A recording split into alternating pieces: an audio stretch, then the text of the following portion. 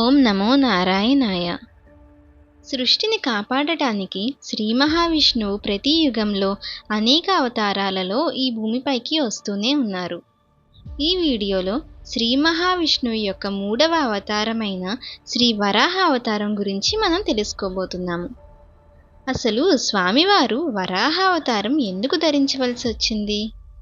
అన్ని అవతారాలలో ప్రత్యేకమైన అవతారమని శ్రీ వరాహ అవతారం అని ఎందుకు పిలుచుకుంటున్నారు? ఎందుకంటే శ్రీ మహావిష్ణువు అనంతమైన సాగరంలో నీటి అడుగున మునిగిపోయిన మన భూమిని కాపాడుట కొరకు ఈ వరాహ అవతారం ధరించారు. దీని గురించి మన పురాణాలలో కూడా ఒక కథ చెప్పబడి ఉన్నది. పూర్వం హిరణ్యాక్షుడు అనే ఒక రాక్షసుడు ఉండేవాడు. అతడు తన తపశ్శక్తితో బ్రహ్మదేవుణ్ణి ప్రసన్నం చేసుకున్నాడు. హిరణ్యాక్షుడి తపస్సుకు మెచ్చిన బ్రహ్మదేవుడు ఏ వరం కావాలని అడగగా హిరణ్యాక్షుడు తనకు అమరత్వం ఇవ్వాల్సిందిగా కోరుకున్నాడు. అంటే దేవతల వల్ల కానీ, మనుషుల వల్ల కానీ, అడవి మృగాల వల్ల కానీ, క్రూర మృగాల వల్ల కానీ, ఇంకా ఏ విధమైన ఆయుధం వల్ల కానీ తనకు మరణం కలగకూడదని అలాంటి వరాన్ని పొందాడు. హిరణ్యాక్షుడు భూలోకంలో ఎవ్వరూ ఎదుర్కోలేనంత బలవంతుడిగా తయారయ్యాడు. అతడు దేవతలపై అక్రమాలు చేయడం కూడా మొదలుపెట్టాడు. అతని అత్యాశ, అహంకారంతో భూమిని కూడా తన ఆధీనంలోకి తీసుకోవాలని నిర్ణయించుకున్నాడు. భూదేవిని పట్టుకొని సముద్రంలోకి తోసేశాడు. అక్కడున్న దేవతలంతా ఈ ఘోరమైన ఘట్టాన్ని చూస్తూ భయంతో ఉండిపోయారు. భూమాతను, ఈ లోకాన్ని రక్షించమని ఆ శ్రీ మహావిష్ణువుని ప్రార్థించడం మొదలుపెట్టారు. స్వామివారు దేవతల ప్రార్థనలు విని తన శ్వాస నుండి ఒక చిన్న వరాహ రూపాన్ని సృష్టించారు. అది వెంటనే అద్భుతమైన పరిమాణంలో పెరిగి ఆకాశాన్ని తాకింది. అదే శ్రీ వరాహ అవతారం.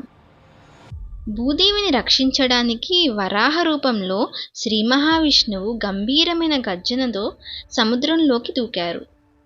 ఈ అద్భుతమైన వరాహ అవతారం చూసిన హిరణ్యాక్షుడు భయంతో వణికిపోయాడు. కానీ శ్రీ మహావిష్ణువుతో యుద్ధానికి మాత్రం తలపడ్డాడు. వరాహ అవతారంలో ఉన్న విష్ణువు తన సుదర్శన చక్రాన్ని ప్రయోగించి హిరణ్యాక్షుడిని సంహరించారు. ఆ యుద్ధం అనంతరం వరాహుడు భూదేవిని తన కొమ్ములపై మోసుకొని సముద్రంలో నుంచి పైకి తీసుకొని వచ్చి తన అసలైన స్థితిలోకి ఉంచారు. ఇదండి శ్రీ వరాహ అవతారం గురించి మన పురాణాల్లో చెప్పబడి ఉన్నది. అలాగే ఈ వరాహ అవతారం యొక్క కథ నుండి మనం నేర్చుకోవాల్సిందేంటో చూద్దామా? ఇందులో ముఖ్యంగా 3 విశేషాలను మనం గమనించుకోవాలి. మొదటిది ధర్మ పరిరక్షణ. అంటే అధర్మం జరిగినప్పుడు ధర్మాన్ని కాపాడటానికి భగవంతుడు అవతరిస్తాడన్నది ఈ కథ మనకు చెబుతుంది. 2. ప్రకృతి సంరక్షణ. భూదేవిని పరిరక్షించడం ద్వారా ప్రకృతి రక్షణలో భాగమవ్వాలనే సందేశాన్ని ఇస్తుంది. 3. అహంకార నాశనం. హిరణ్యాక్షుడి యొక్క కథ అహంకారం ఎంత ప్రమాదకరమో మనకు తెలియజేస్తుంది. ఈ విధంగా వరాహ అవతారం మనకు భూమిపై ప్రేమను, భగవద్భక్తిని, ధర్మాన్ని నిలబెట్టడం వంటి ముఖ్యమైన సందేశాలను అందిస్తుంది. సో ఇదండి మన దశావతారం సిరీస్లోని 3వ అవతారమైన శ్రీ వరాహ అవతారం గురించి మనం ఈరోజు తెలుసుకున్నాం కదా.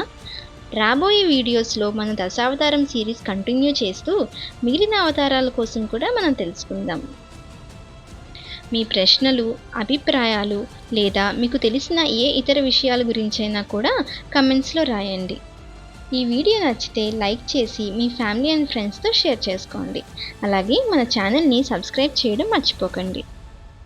జై శ్రీమన్నారాయణ.